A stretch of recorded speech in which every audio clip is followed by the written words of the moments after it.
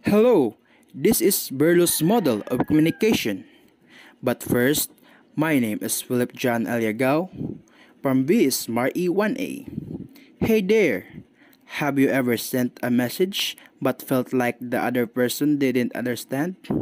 That's where Berlo's model of communication comes in. By the way, who is Berlo?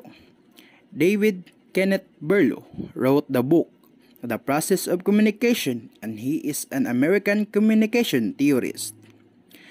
Berlo's model explains how communication works. It has four parts: source, message, channel, and receiver, or SMCR.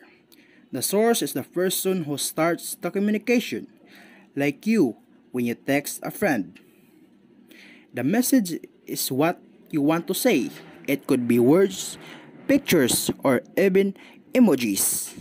The channel is the how message travel, like talking, texting, or watching a video. The receiver is the person getting the message. They need to understand it correctly for good communication.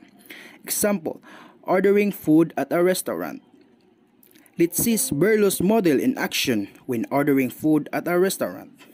Source. The customer is the source. They want to order food and send a message to the waiter. Message. The message is the customer's order, the information they want to share.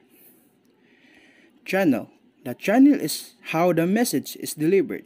Here it is spoken words. Receiver. The receiver is the waiter. They listen, understand the order, and take action. See?